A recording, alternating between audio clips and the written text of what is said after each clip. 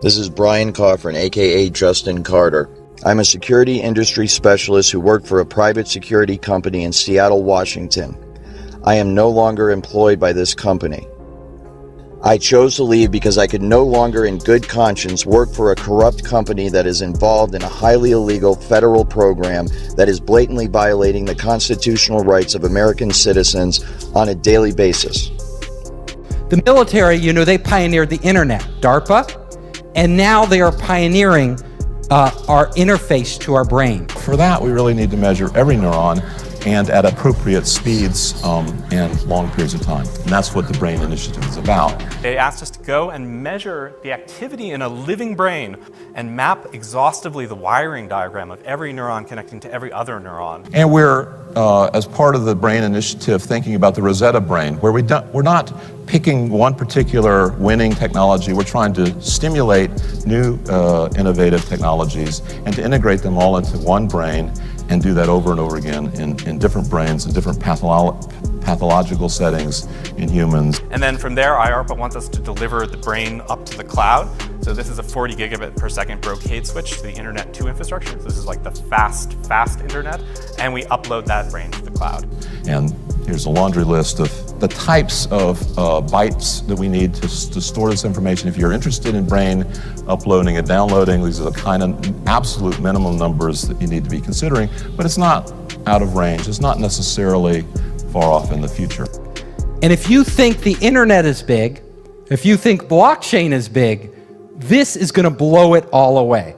Because there's nothing bigger than connecting our minds to the internet. I find it interesting that that's what's going on. That's what they're admitting. They're saying, hey, this Microns project is going straight to the source. We're not taking it from the global internet perspective. We're taking it from the brain itself. And eventually, those two things will merge. So the public announcement of a project like this is pretty telling about where we are. It's so funny because the military contacted me and asked if I would help them. And I'm reluctant to do that because I like talking about everything. And it would be top secret, whatever they told me. So it's like, I don't know. I have a lot of ideas, but I don't want to know what you're doing because I only want to know it's public. So this is public, but how they're doing it is not public. And the different applications for it on the battlefield are not public. It is with laws that protect whistleblowers in mind that I am choosing to make this information available to the public. By doing so, I hope to put pressure on those in power in this country to investigate those involved in this social engineering program and bring them to justice. There are new technologies, and a lot of them are being developed by startups and the military that are going to allow us to much more accurately measure and actually communicate with your brain. Now, the nice thing about this technology is it's non-invasive, meaning they don't have to crack open your skull and put a chip inside. The true way that this technology works is that a complete DNA profile is obtained from the target, from the individual, the targeted individual. And then this information, the DNA of the individual, is used to determine the resonant frequency of the DNA itself. The resonant frequency is then used to fine-tune the technology, the radio frequency signals, the microwave auditory effect, and all of the other aspects of the technology to tune it perfectly to the resonant frequency of the targeted individual's DNA. And they can read your thoughts verbatim as they occur within your own mind. We can generate an electronic signal that's characteristic for the DNA. This can read DNA from solution, and your blood is a solution, it's a liquid. We can decode it into a form that can be read by a computer. And in a way, you can think about DNA as digital information moving through a tube. Now, if we can tap into that tube, like a network, and we can read that information, we can intercept what's happening in people, you can make them an extension of the internet. And you know, I have a thermostat at home that's on my iPad. I can warm the house up before I get home. People call that the Internet of Things. We call this the Internet of Living Things. Much like any information, biometric information, digital information can be susceptible. We know that genetic information and DNA sequencing information is highly sought after by adversaries. The memo says the kits could expose personal and genetic information and potentially create unintended security consequences and increased risk. It also says the data in the wrong hands could be used to conduct mass surveillance or to track individuals. There are many military applications for maintaining and using DNA data sets. There are new technologies that are coming out. Technology called Bio-coded directed energy. And that's a top secret thing that was developed. And what it is they get your DNA. Once they have your DNA, they take the DNA and they put your DNA code in a supercomputer. And in that supercomputer, they run algorithms that biocode electromagnetic transmissions so they bioresonate with your body. Once they've done that, they can transmit that from satellites or cell towers or aircraft or any number of ways, and that signal will only affect you and nobody else. In other words, everybody standing next to you is not going to hear the content because their receiver is not tuned to that bioresonance. There's a bioresonance to every individual, just like our fingerprint. Every person has an individual DNA, a different bioresonance. And so the original Stockland patent is on my website, where Stockland was able to go voice to skull with pulse transmissions in 92. And then after the rest of the development went black ops. We don't really know what happened after that. We knew we could put voices in group people's heads. What they did, and I know from the Russian translation from Cheryl Welch, from reading all her translated psychotronic stuff from Russia, that they figured out how to biocode these microwaves so that it can attack specific individuals. They basically analyze your DNA and they then use supercomputers to encode the signals. And you basically convert DNA information into ionic information into computer information. So that's going from DNA to ions, but for the brain, we're interested in the opposite, going from ions to DNA. We have the ion channels that are going through the spiking, or in some cases, the non-spiking behavior. It's influencing the fidelity of the DNA polymerase so that the time series of the calcium, say, turns into a spatial series of changes in the DNA sequence, which you can then read out or compute on. And not just for the RNAs and other molecular identifiers, but what the brain was thinking during activity. All of us speak to ourselves in our head. That's how it's strange that we have to communicate to ourselves by speaking, right? But we will just sit there talking to ourselves. So as we are talking, there's a certain pattern for every word we say. What they're doing is looking at the pattern in the brain, and then they're matching that pattern, they're putting that into a database. If you think of those words, and the beauty of this is most of the words in the dictionary we don't say, but a subset of these words, actually a small subset, we use all the time. So if you can match the patterns in somebody's brain to the patterns in the database, you can literally start to read their mind. Every time a word comes up, you know it. Oh, that word came up for that individual. Now, will the patterns be identical in every person? Probably not, though the information will be stored in slightly different places. But it wouldn't take long for you to train a machine to read your mind. Now, that's just the beginning. They may be able to have algorithms sophisticated enough, and they get enough samples, enough data, that the AI could actually learn over time what the general rules are for different words, and then you could apply it to anybody. Without verbalizing anything, you could literally start to communicate with other people. So my lecture, we could all be standing here silently. And I could just be communicating it to you. I could be talking, you would talk to people, you could literally have conversations with people without ever getting on your phone anywhere in the world. Goodbye WeChat or Google Hangouts. We could all just be on our brainwaves, right? Communicating with our friends, they could be dropping in on us. Very strange if we think about it. so that when that person goes to speak out about it, when they go to seek help from their fellow human beings, and their fellow human beings say, what is it that's happening to you? The target will then say, I'm hearing voices inside my head. But these would be controlled hallucinations run by algorithms. And they will conclude that this person must be crazy. And as a result, they will recommend psychological evaluation for that person. You can see the way this is going to go, and the way it is going right now. As good people, helpless people that are being abused and tortured and enslaved and experimented upon in America today, American citizens cry out for help from their fellow Americans, and their fellow Americans say, why don't you take some Prozac because we think you're schizophrenic? When this is a highly technical program. All of the symptoms are induced by a technology that is so fucking sophisticated, it is horrifying beyond description. This technology can also tap into the optical nerve of the target and the auditory system of the target, so that those monitoring the target can see what the target is seeing and hear what the target is hearing. This information is then downloaded and stored on a computer in a highly secure, classified site on servers that are guarded by some of the tightest security in the world.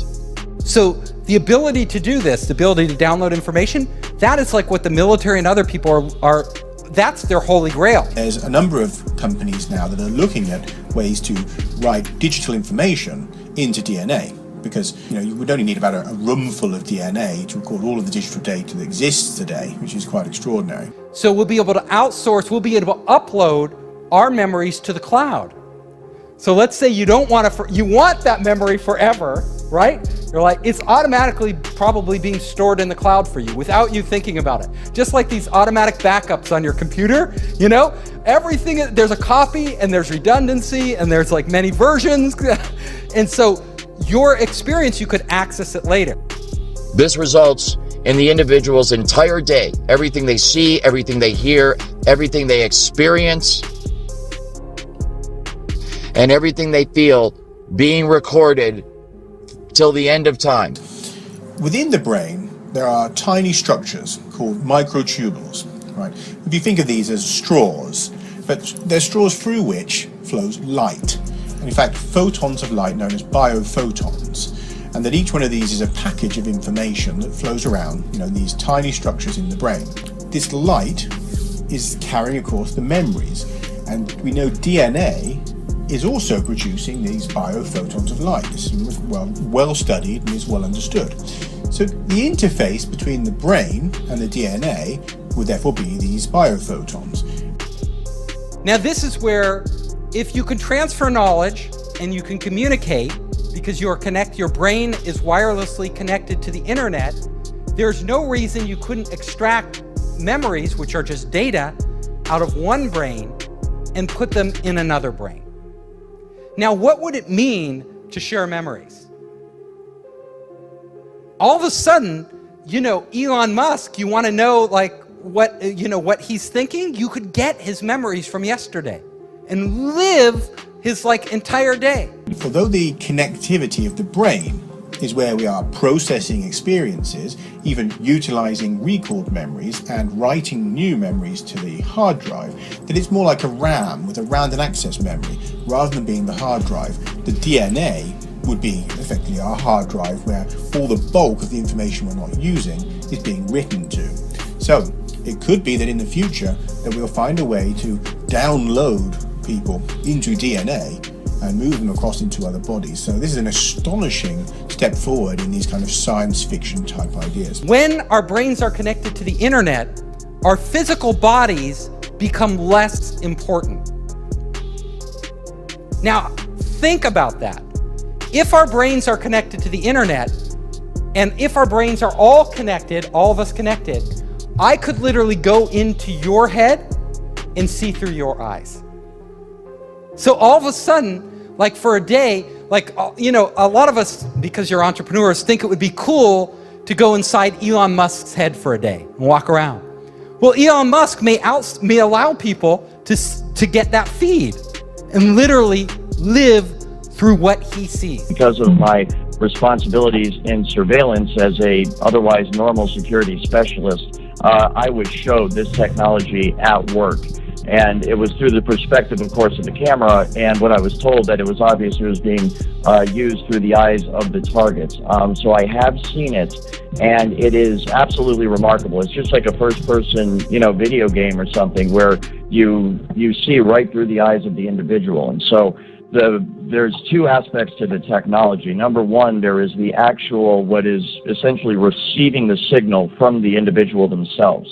And that signal, it goes on within the human mind. I'm not going to get into exactly how the entire human brain works, but basically those optical signals are interpreted by the brain, and then you perceive them as vision. You perceive them as pictures and so forth, but this is all electrical signals within the brain. And so the exact same thing, the data is taken in through the eyes, and then your brain renders it in a visual form that we know as sight. The exact same thing happens with the computer. The data is sent to the computer, then it is rendered in the form of a picture that people can look at. As far as I'm aware, it's real time. There may be a second or two delay, but it is as it is happening. They can actually see through the eyes of the target. It's done all remotely. And that is rendered, of course, in essentially real time on a computer screen. And then it is to the point where it's so accurate, you can actually see the individual pores on someone's face. See scars and nicks and so forth. And so you can understand how if you had several people, for example, that you were able to do this, you can see through their eyes in a room or on a street corner or within an office building, wherever it is. You can get total situational awareness simply by looking through their eyes, and you can see through basically it's like being 3 or 4 or 5 different people all at the same time. The next thing that is really interesting is, everybody's talking about augmented reality and VR right now. If you've taken any drugs like LSD, suddenly it becomes real, right? Our minds are actually doing AR or VR, right? Putting dragons in the room and creating like all this stuff. We're able to, the point is, we are able to do that with our brains as they exist right now. So there's no need for external hardware. Once we tap into the brain, our minds itself can actually create overlays of AR and VR. If we have algorithms that stimulate the right things and give it the right data, we could literally see a screen pop up. We call it hallucinating, right? But these would be controlled hallucinations run by algorithms that would give us everything AR would without any glasses, without any contact lenses. This technology can be used to beam images and even motion pictures into one's brain. Images and motion pictures that are so realistic that you think you're actually watching a movie or seeing something in reality. It's like a virtual reality 3D rendering that takes place within the target's mind. But you can imagine us entering entirely living in the real world as we do now, and also living in this virtual world where they are combined right inside our minds. But as soon as we connect our brains to the internet, emotions are also data. We could start literally to feel somebody else's pain. And now we say, I feel your pain. We don't really feel their pain. But in the future, we may actually really feel their pain. Like if they're sad, all of a sudden we could tap in, to your wife or girlfriend or boyfriend, and you could be like, oh my God, I feel your pain. I feel your anxiety, This technology can also be used to manipulate the emotions of the target. It can induce fear, love, hate. It can cause you to be nervous. It can cause you to be confident. It can cause you to be depressed. It can cause you to be happy. It can cause you to feel any fucking emotion at any time by artificially inducing them. So, like any technology, there are great things we could do, and then there are very horrible things that could result from it that are unanticipated. Now, if somebody hacks into your cell phone or your bank account, they can steal your identity. But it's not your real identity. It's more like your money. And that's bad enough, right? That's pretty bad if you get hacked and they steal your, they do identity theft. But if they're connected, if your brain is connected directly to the internet, then it will be real identity theft. They could take you. They could literally erase you. They could reprogram you in a way without you even knowing it. So you think you're in control of your own will, but it's actually somebody else. It can literally stop your own thoughts from happening and replace them with other thoughts by sending thoughts to your head. And it's so sophisticated that you cannot tell where these thoughts are coming from. There's no way to discern that they're coming from somewhere other than your own mind. So you can imagine how bad this would be for people that don't even realize this technology exists. And they're having these thoughts, which they think are spontaneous, because being under the influence of this technology now, kind of having been on both sides of it, I am just amazed at the way it works. And I know that the thoughts that they beam into your head originate from the exact same place in your mind that your own natural thoughts originate from. So if I didn't know I was under the influence of this technology, then I would have no idea that anyone was influencing my thoughts at all. And that's exactly what it can be used for. It can be used to sway people in terms of their opinion, to make them go along with a certain agenda. It can be used to turn groups of people or individuals against each other for whatever purpose. And who do we trust with this technology? Well, apparently not Mark Zuckerberg. He didn't do that good a job at protecting our data. Do we trust a government? Do we trust Donald Trump? Who do we trust? Yeah, decentralized, a blockchain, right? You're gonna have to have technology that protects us. Technology which really doesn't exist today, and it has to be so foolproof, and we have to have so much faith in it that we're willing to open up our brains to that potential of being hacked. So my final slide here is that, our future could go two ways, right? We could literally create heaven on earth. So we are all one giant being, and we are all working in unison, and we are experiencing these amazing things. Or it could be hell, where there's some evil AI or evil people controlling everything we do, and we're more like zombies, where we don't even know it. Like, we think we're free and we're not actually free. One of the things I'm concerned about is the technology as it's being researched and developed in Seattle utilizes emotion manipulation and behavior manipulation without the game stalking and without the voice to skull aspects. And so this use of the technology can be done very covertly, to the point where the person it's being used against will not know that this technology is being used against them. And that is one of my main concerns, and one of the reasons why I want to bring more light to this technology and to this issue, because this technology could potentially be being used against tens to hundreds of millions of Americans every day. I've mentioned in some of my podcasts how there are field events where they will not direct this technology at an individual, but create a general field of frequency in a geographical area, so that everybody that within that geographical area is feeling the effects of the technology. It's more of a general application of the technology instead of an individual specific application of the technology.